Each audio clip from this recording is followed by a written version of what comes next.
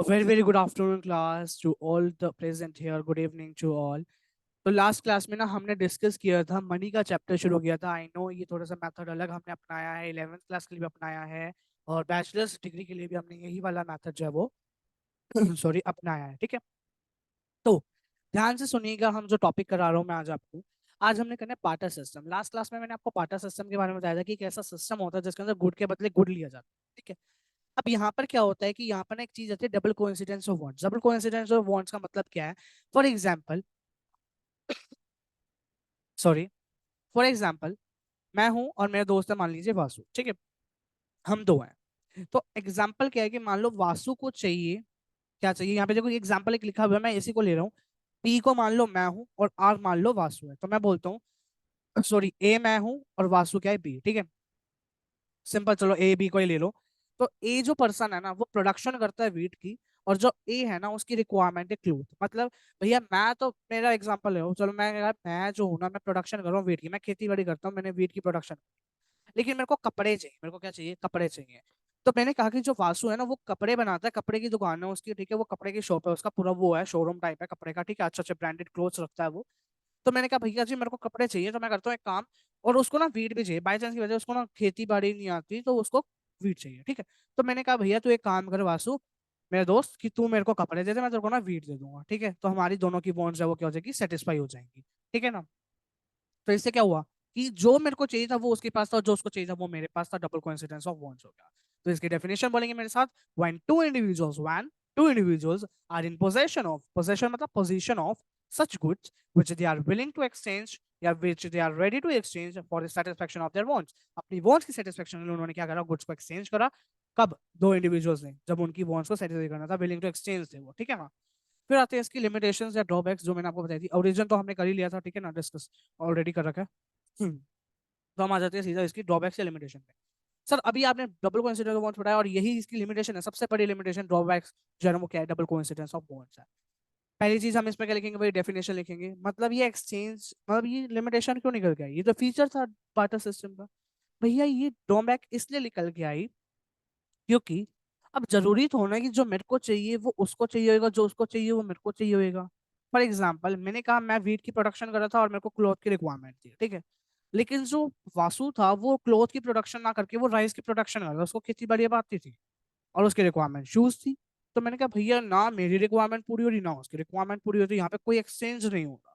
तो इसी को हमने कहा कि पहले क्या हुआ करता था, जब भी डबल कोइंसिडेंस ऑफ वॉन्ट्स था, हमारे पास बार्टर सिस्टम था, तो यहाँ पे डिफिकल्ट हुआ करता था कि कौन रेडी है क्या चीज लेने। तो यहाँ पे मैंने एग्जांपल लिख दिया कि earlier it was difficult to find who is ready to take cow in place of oats. तो एक्सचेंज क्या हुआ करता था, लिमिटेड हुआ करता था। ठीक है ना? अगर एक्सचेंज लिमिटेड हुआ करता था तो इसका सोल्यूशन क्या निकल के आया, मनी की इवोल्यूशन से? मनी का जब इंट्रोडक्शन हुआ तो इस प्रॉब्लम का सोल्यूशन क्या निकल के आया? इस प्रॉब्लम का सोल्यूशन ये निकल के आया कि मनी की इवोल्यूशन ने सेल और परचेज की एक्ट को ही रिमूव कर दिया। क्यों कर दिया? क्योंकि ये सेल और परचेज ही तो हो रही थी ना, कि एक गुड के बदले दूसरा गुड लेना। तो इसको रिमूव करके उसने as a medium of exchange काम किया। मेरे को कपड़े लेने, मैं शॉप पे जाऊंगा, तू मनी पकड़, मेरे को कपड़े दे। मेरे को वीट चाहिए, मैं वीट की शॉप पे जाऊंगा, मैं कहूंगा ये ले भाई तू पैसे पकड़, मेरे को वीट दे। तो मतलब दोनों की वांट सेटिस्फाई, सबकी वांट सेटिस्फाई हो रही थी इसके कारण। किसके कारण? मनी के कारण। क्यों? क्योंकि एज अ मीडियम काम कर रहा था। ठीक है ना? अगली आई lack of common unit of value. Lack of common unit of value में कहता है कि यहाँ पर पहले कोई कॉमन यूनिट नहीं हुआ करती थी। मैंने आपको लास्ट क्लास में बोला था कि जो मनी के फीचर्स है ना वही इसकी जो है सॉल्यूशंस निकल के आएंगे। तो एक एक करके वही चीज आ रही है कि पहले क्या हुआ करता था, जब बार्टर सिस्टम हुआ करता था तो यहाँ पे lack of common unit of value हुआ करती थी। मैंने आपको एग्जांपल दिया था कि मेरे को अगर एक सीजर लेनी है, तो मैं आपको एग्जांपल दिया था कि सीजर, और शॉर्पनर का दिया था कि शॉर्पनर के बदले मेरे को सीजर चाहिए। तो यहाँ पर एक कॉमन यूनिट नहीं थी कि 5 रुपए के बदले मेरे को 50 रुपए की सीजर मिल रही है, बहुत ज्यादा फर्क आ रहा है। और ऐसे मैंने कहा था कि अगर 5 रुपए के शॉर्पनर से मेरे को गोल्ड चाहिए जो हजारों में आता है, 1000 रुपए का आता है, तो वो था। तो वहां पे कॉमन यूनिट नहीं थी। तो पहले क्या था, कॉमन यूनिट नहीं थी जिसके अंदर हम एक चीज की वैल्यू को स्टेट कर पाते थे। अब पहले क्या होता था, अगर एक कार की वैल्यू को स्टेट करना होता था, अगर मेरे को कार परचेज करनी है तो मेरे को क्या करना पड़ेगा, मेरे को उसको हॉर्सेस देने पड़ेंगे, काउस बफेलोज, इनकी टर्म्स में मैं उनको दूंगा।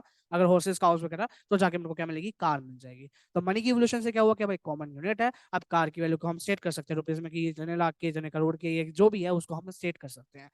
पहले क्या करता था कि फोन लेना होता था, फोन की वैल्यू को भी हम स्टेट नहीं करते थे, फोन की वैल्यू को भी हम स्टेट नहीं करते थे। लेकिन अब हम इस वैल्यू को, इस फोन की वैल्यू को भी स्टेट कर सकते हैं इजिली, राइट? ये चीज आई। तो मनी का सेकंड फीचर हाईलाइट हो गया कि मेजर ऑफ वैल्यू है ये। अब देखो स्टोर ऑफ, जो हमने पढ़ा था डिफिकल्टी, वो स्टैंडर्ड फॉर डेफर्ड पेमेंट वाला पॉइंट आ गया। अब यहाँ पे सोल्यूशन इसका।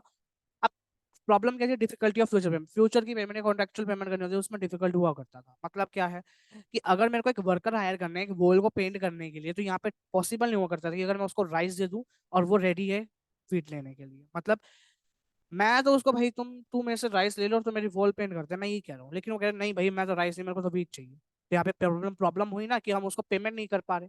कॉन्ट्रेक्चुअल का मतलब ही क्या है कि हमने कॉन्ट्रैक्ट साइन किया है कि भैया तू मेरी ये काम कर रहा है, मैं तेरे को इसके बदले ये दे रहा हूँ। या फ्यूचर की पेमेंट करनी होती थी तो दिक्कत हुआ करती थी। तो मनी के सॉल्यूशन से क्या हुआ कि अब उसको हम मनी की टर्म्स में पे कर सकते हैं, मनी में पे कर सकते हैं। ठीक है।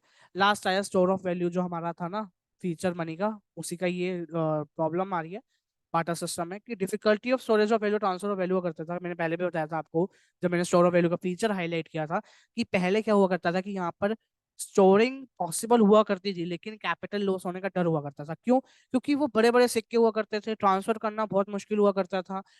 ट्रांसफर मुश्किल हुआ करता था तो ऑब्वियसली बात है, अगर इतने भारी भारी सिक्के जाएंगे इधर से उधर तो एक्सपेंसिव भी पड़ेगा, एक्सपेंस भी बढ़ेगा कि भैया तुम इतना सारा सामान भिजवा रहे हो तो हमें तो एक्सपेंस दो, हमें तो ज्यादा चाहिए। तो सॉल्यूशन क्या निकल के आया कि यहाँ पर मनी की इवोल्यूशन ने क्या किया, ट्रांसफर और स्टोरेज है वो इजी कर दिया। ठीक है। नेक्स्ट टॉपिक करेंगे हम नेक्स्ट क्लास के अंदर। तब तक के लिए bye bye, thanks for watching this video.